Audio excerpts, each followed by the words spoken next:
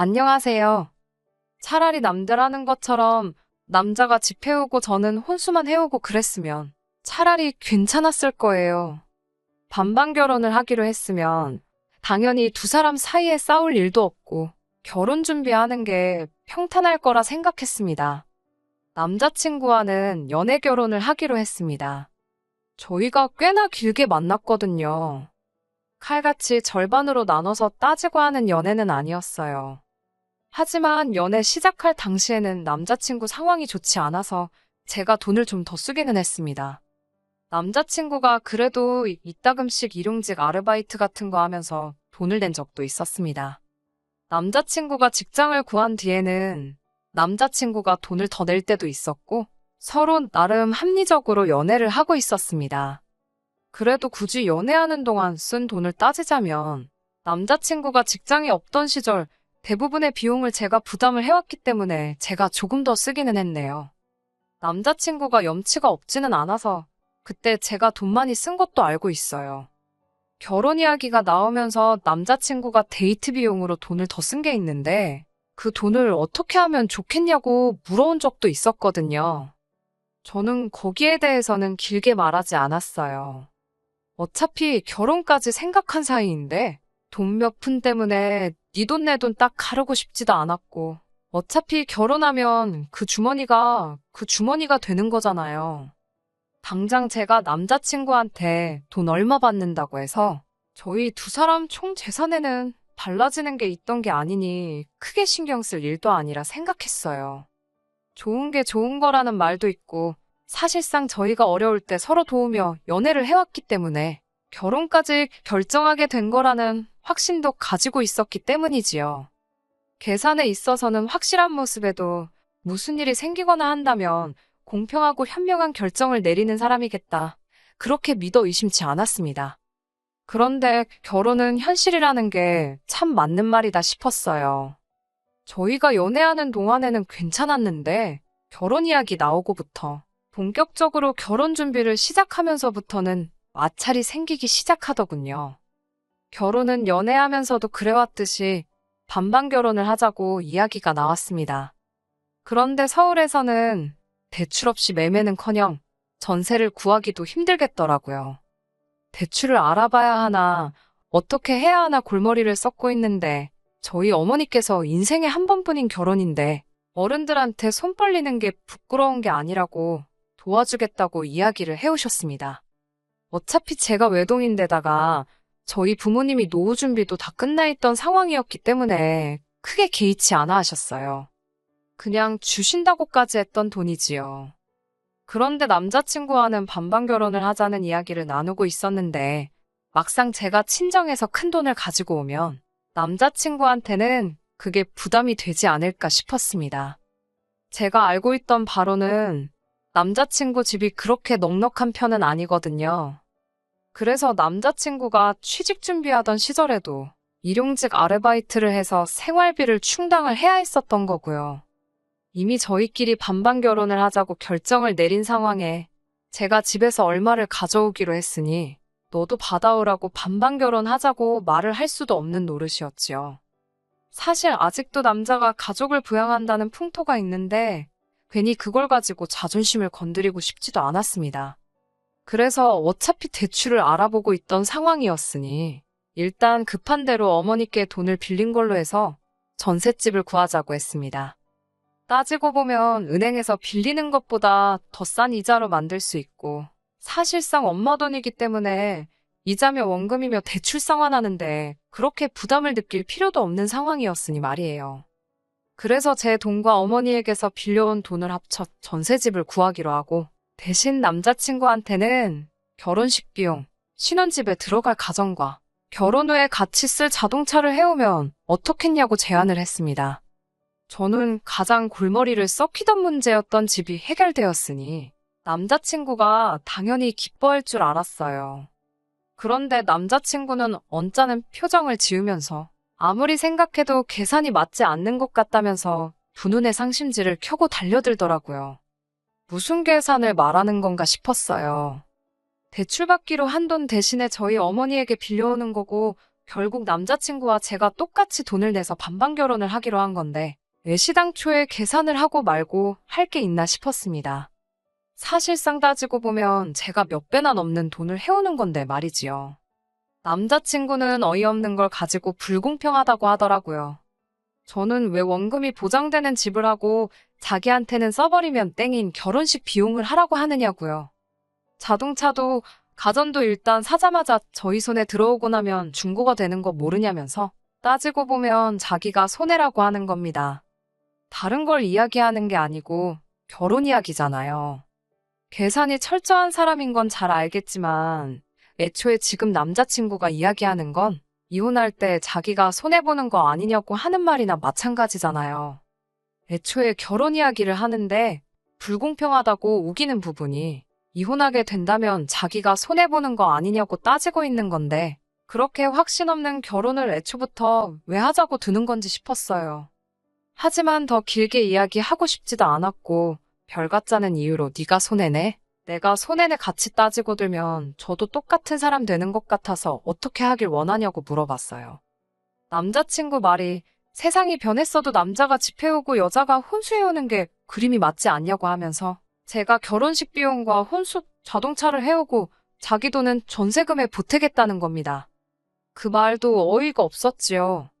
방금까지는 자기가 손해보는 거라고 입에 개거품을 물었으면서 이제 와서는 저보고 그렇게 하라고 하는 거나 마찬가지잖아요. 차라리 그게 불공평했으면 전세금도 반, 혼수도, 결혼식 비용도 자동차 값도 서로 똑같이 반씩 내는 게 제일 공평한 거 아니겠어요? 어차피 결혼할 건데 그게 뭐 중요한가 싶었습니다. 조선모사가 이럴 때 쓰는 말이잖아요. 이걸 가지고 더 씨름해봐야 둘 사이만 나빠지겠다 싶어서 그렇게 하기로 했어요. 어차피 남자친구와 제가 결혼을 위해 모아놓은 돈의 총 액수가 바뀌는 게 아니잖아요. 저도 똑같이 치사한 사람 되고 싶지 않았고 선뜻 남자친구가 손해라고 우기고 있는 걸 제가 그렇게 하겠다고 하면 지도 사람이면 뭔가 느끼는 바가 있을 거라고 생각했거든요. 집에 오는 길에 곰곰이 생각해보는데 그 와중에도 남자친구는 자기 손해볼 것만 생각했지 저희 어머니가 보태주는 돈에 대해서는 고맙다는 말도 없었다는 걸 깨달았어요.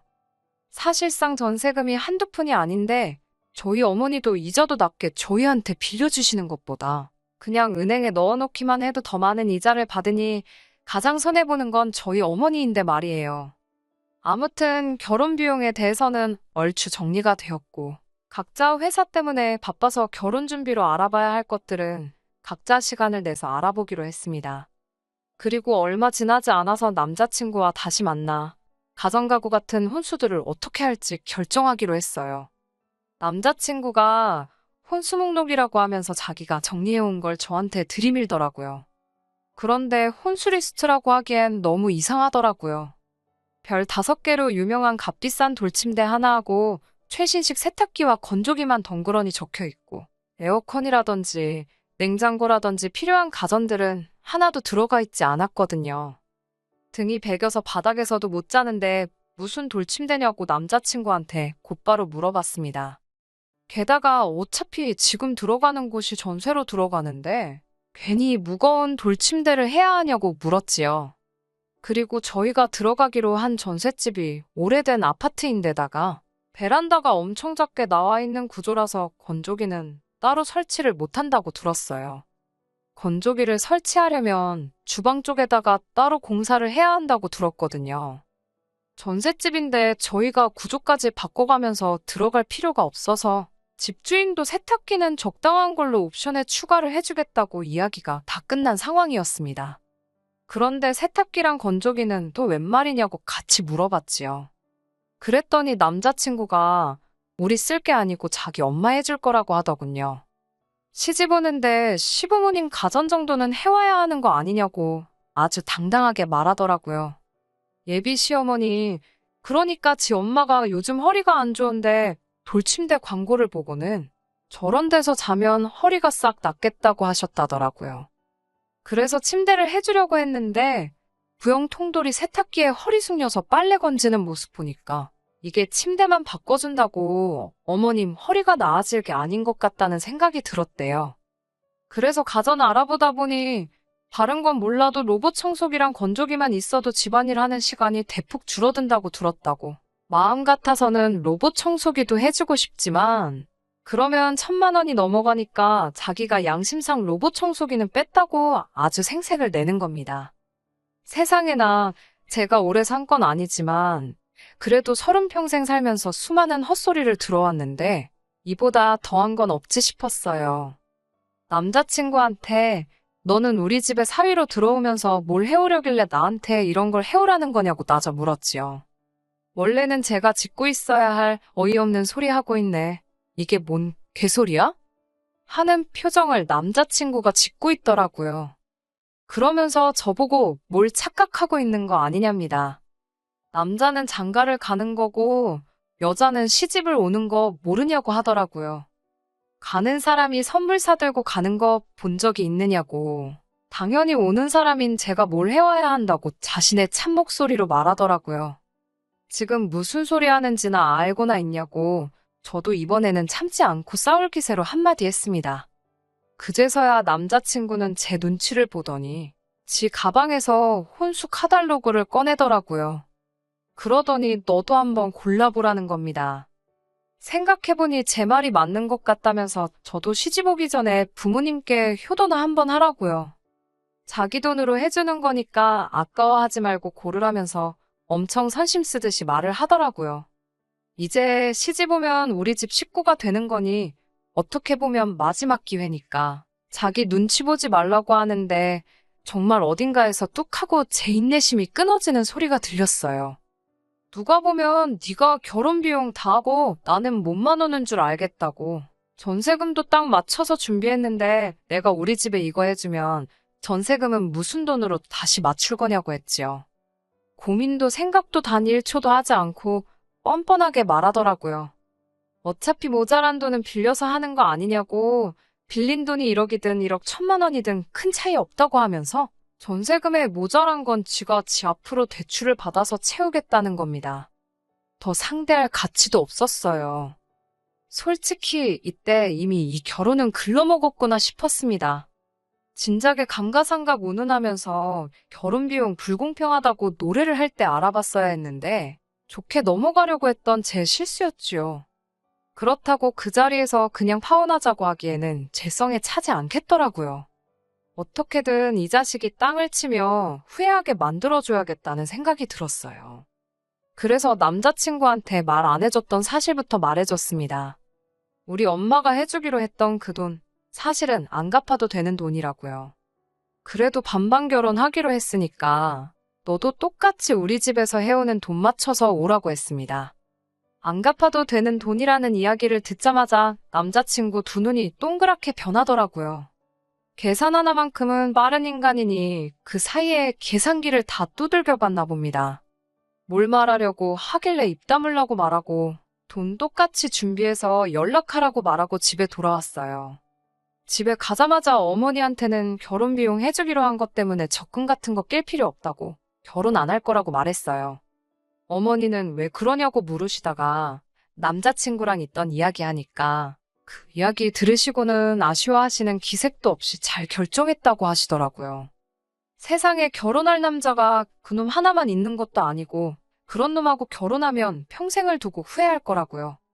혹시나 제가 너무 성급한 건가 싶었는데 결혼이 계약서 쓰고 하는 것도 아니고 하기로 했다 그래서 무르지도 못하는 게 아니잖아요.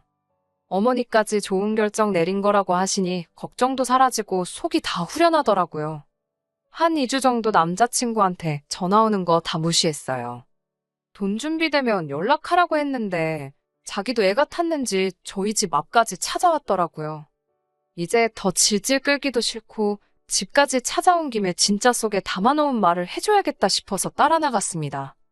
시집 오는데 시댁에 빈손으로 올 생각 하지 말라고 당당하게 말하던 기세는 온데간데 없더라고요. 삐죽삐죽거리면서 제 눈치만 살살 보다가 무거운 입을 열었습니다. 자기 생각이 짧았다나요?